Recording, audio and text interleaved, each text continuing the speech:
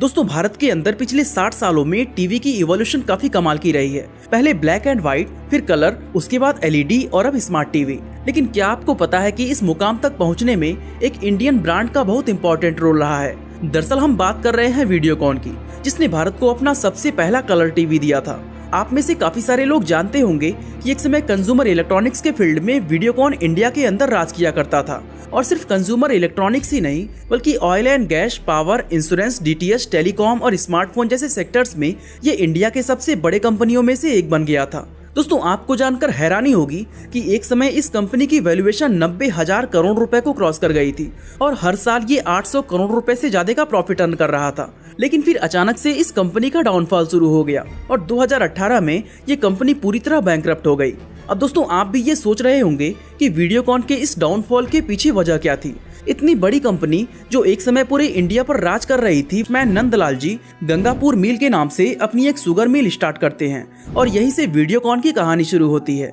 दोस्तों शुरुआत के कुछ सालों तक नंदलाल जी खुद इस शुगर मिल को संभाल रहे थे, लेकिन कुछ समय बाद उनके बेटे वेणुगोपाल धूत ने इस बिजनेस की जिम्मेदारी अपने कंधों पर ले ली। अब वैसे तो उनका ये बिजनेस काफी अच्छा चल रहा था, लेकिन वेणुगोपाल जी इससे कुछ बड़ा करना चाहते थे और इसी वजह से अपने दो भाइयों के साथ मिलकर उन्होंने साल 1986 में अधिगम ट्रेडिंग नाम की एक कंपनी शुरू कर दी और इस कंपनी में वो टेलीविजन के पिक्चर ट्यूब मैन्युफैक्चर करने लगे। अब दोस्तों कुछ महीने ये बिजनेस करने के बाद वेणुगोपाल जी को ये रियलाइज हुआ कि इंडिया में टीवी की मार्केट तो बहुत तेजी से बढ़ रही है, लेकिन उस समय कोई भी कंपनी यहाँ कलर टीवी नहीं बेच रही थी और बस मार्केट के इसी गैप को फिल करने के लिए उन्होंने अपनी कंपनी को रीब्रांड करके इसका नाम बदलकर वीडियोकॉन कर दिया और कलर टीवी का लाइसेंस लेकर इंडिया में कलर टीवी बेचना शुरू कर दिया। दोस्तों ये पहली ऐसी कंपनी थी जिसने इंडिया में कलर टीवी इंट्रोड्यूस किए थे। ऐसे में सिर्फ कुछ ही महीनों के अंदर वीडियोकॉन इंडिया का नंबर 1 टीवी ब्रांड बन गया और कंपनी की सेल्स आसमान छूने लगी। अब दोस्तों वीडियोकॉन ने इस सक्सेस को सिर्फ टीवीज तक ही लिमिटेड नहीं रखा, बल्कि 90s के दौरान उन्होंने वॉशिंग मशीन, फ्रिज, एसी और माइक्रोवेव जैसे होम अप्लायंसेस भी बेचना शुरू कर दिया था। और कुछ ही सालों में वीडियोकॉन इतना पॉपुलर हो गया कि उस टाइम इंडिया के हर एक घर के अंदर वीडियोकॉन का कोई ना कोई प्रोडक्ट जरूर होता था। अब दोस्तों वीडियोकॉन जब कंज्यूमर इलेक्ट्रॉनिक्स के फील्ड में भी सक्सेस पा गया तो इनके ऑनर ने सोचा कि क्यों न इसे और भी ज्यादा डाइवर्सिफाई किया जाए और इसके लिए वो बिल्कुल डिफरेंट सेक्टर्स में एंटर करने लगे। फॉर एग्जाम्पल जब उन्होंने देखा कि ऑयल एंड गैस एक प्रॉफिटेबल सेक्टर है तो उन्होंने एक भारी भरकम कैपिटल लगाकर इसमें भी एंट्री ले ली और शुरुआत के कई सालों तक उनका ऑयल एंड गैस का बिजनेस काफी प्रॉफिटेबल रहा। इसके बाद दोस्तों वीडियोकॉन ने टेलीकॉम सेक्टर में भी एंट्री ले ली। इस तरह दोस्तों वीडियोकॉन अपने बिजनेस को बढ़ाते हुए कई सारे अलग अलग sectors like power, insurance, semiconductor, DTH, retail और स्मार्टफोन वगैरह में एंटर कर गया। साथ ही बिजनेस को और ज्यादा तेजी से एक्सपैंड करने के लिए उन्होंने कई सारी कंपनीज और दूसरे ब्रांड को एक्वायर कर लिया, जिसमें Electrolux, Planet M, Daewoo electronics और नेक्स्ट रिटेल जैसे बिजनेस का नाम शामिल था। अब दोस्तों यहाँ तक देखें तो वीडियोकॉन के लिए सब कुछ बहुत ही अच्छा चल रहा था, जहाँ वीडियोकॉन हर साल 800 करोड़ रुपए का प्रॉफिट अर्न कर रही थी। इवन 2008 में वीडियोकॉन का नेट प्रॉफिट 854 करोड़ रुपए था। लेकिन दोस्तों अनफॉर्चुनेटली ये प्रॉफिट इस कंपनी के लिए इसका पीक पॉइंट साबित हुआ और यहाँ से इसका डाउनफॉल शुरू हो गया। अब आप सोच रहे होंगे कि वीडियोकॉन तो पिछले कई दशकों से लगातार ग्रो कर रही थी, फिर अचानक से इसका डाउनफॉल कैसे होने लगा। वैसे दोस्तों वीडियोकॉन के डाउनफॉल के कई अलग अलग रीजंस थे, जिसमें फर्स्ट एंड बिगेस्ट रीजन था डेब्ट। दोस्तों आप भी जानते हैं कि यूपीआई से हमें कितने बेनिफिट हुए हैं, चाहे वो इजी टू यूज हो, फ्री ट्रांजैक्शन हो या फिर क्विक ट्रांसफर।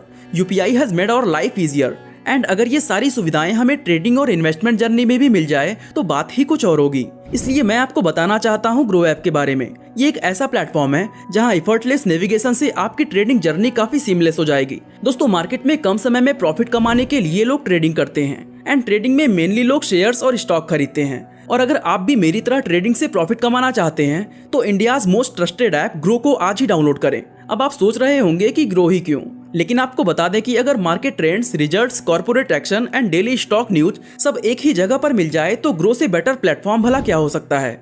इसके साथ ही दोस्तों आपको पोजीशन चेंजेस के लिए updates, all types of charts, risk के इन्वेस्टमेंट के लिए warnings of risk and benefits, margin trading and stop loss trigger भी मिलेगा। अब आपको टेक्निकल चार्ट्स देखने में भी मुश्किल नहीं होगी, क्योंकि ये सारी चीजें आप अपने फोन पर ग्रो ऐप से देख सकते हैं। इन्होंने ट्रेडिंग प्रोसेस को इतना आसान बना दिया है कि कोई भी नया ट्रेडर अपनी जर्नी को बहुत ही आसानी से शुरू कर सकता है। और अगर आप भी इसका फायदा उठाना चाहते हैं तो डिस्क्रिप्शन बॉक्स में दिए हुए लिंक से ग्रो ऐप को अभी डाउनलोड करें। सेविंग से ज्यादा अब इन्वेस्टमेंट शुरू। Investment in securities market are subject to market risks. Read all the related documents carefully before investing. वैसे दोस्तों वीडियोकॉन के डाउनफॉल के कई अलग अलग रीजंस थे, जिसमें फर्स्ट एंड बिगेस्ट रीजन था डेब्ट। दरअसल अभी कुछ देर पहले जिस वीडियोकॉन के एक्सपेंशन और डाइवर्सिफिकेशन के बारे में मैं बात कर रहा था, वो सब इस कंपनी ने अपने पैसों से नहीं बल्कि अलग अलग बैंक से लोन लेकर स्टैब्लिश किए थे। अब दोस्तों लोन के साथ प्रॉब्लम ये है कि अगर बिजनेस में लॉस होने लगता है तो बड़ी से बड़ी कंपनी के लिए भी अपने लोन को चुकाना बहुत ही मुश्किल हो जाता है, क्योंकि इतने बड़े बड़े फैक्ट्रीज के लिए लोन का अमाउंट बहुत ही ज्यादा होता है और उनका इंटरेस्ट अमाउंट बहुत तेजी से बढ़ता जाता है। और ऐसा ही कुछ वीडियोकॉन के साथ भी हुआ। दरअसल दोस्तों 2008 में आए ग्लोबल रिसेशन की वजह से क्रूड ऑयल का प्राइस इंटरनेशनल मार्केट में काफी डाउन हो गया और इससे वीडियोकॉन को अपने ऑयल एंड गैस बिजनेस में लॉस होने लगा। इससे कंपनी का डेब्ट धीरे धीरे बढ़ना शुरू हो गया। इसके बाद दोस्तों वीडियोकॉन को दूसरा बड़ा झटका साल 2012 में लगा, जहां 2G स्कैम की वजह से सुप्रीम कोर्ट ने उन सभी कंपनीज के स्पेक्ट्रम कैंसिल कर दिए जो 2008 में अलॉट किए गए थे। और कोर्ट के इस फैसले में टोटल 122 कंपनीज के टेलीकॉम लाइसेंस कैंसिल हुए थे एंड अनफॉर्चुनेटली वीडियोकॉन भी उन्हीं 122 कंपनीज में से एक था।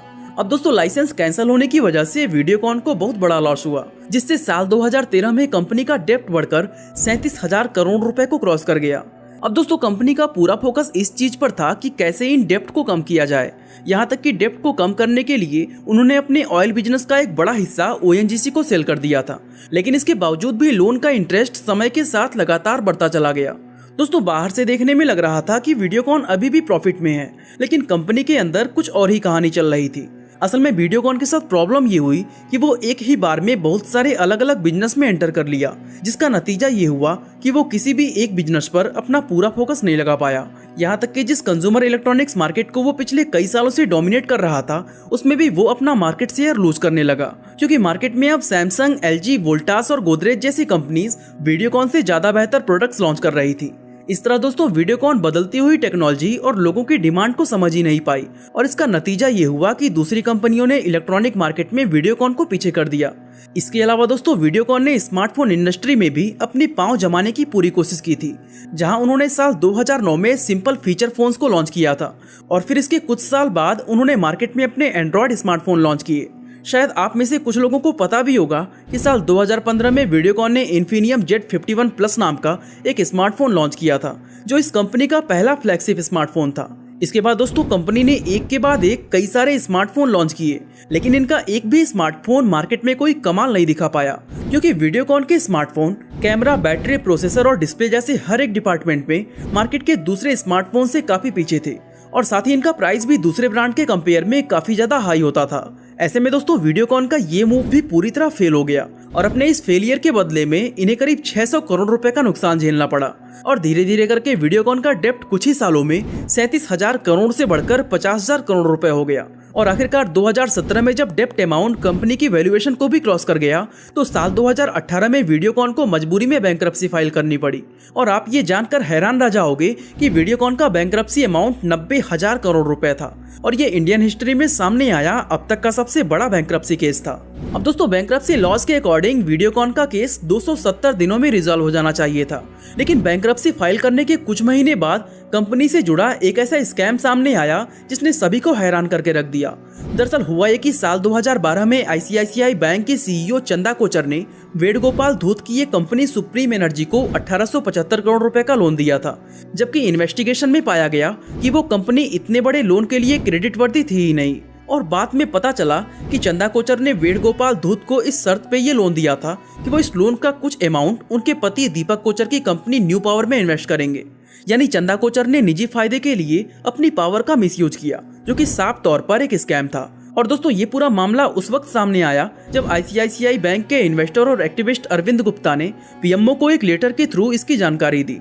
अब दोस्तों वीडियोकॉन जो पहले ही बैंकरप्ट हुआ पड़ा था, इस स्कैम के सामने आने के बाद और भी ज्यादा मुसीबतों में गिर गया, क्योंकि दोस्तों ये पूरा मामला अब कोर्ट में जा चुका है और अगर कोर्ट में ये साबित हो गया कि इस स्कैम में वेणुगोपाल धूत जी इन्वॉल्व थे तो इसके लिए दोस्तों उन्हें जेल भी जाना पड़ सकता है।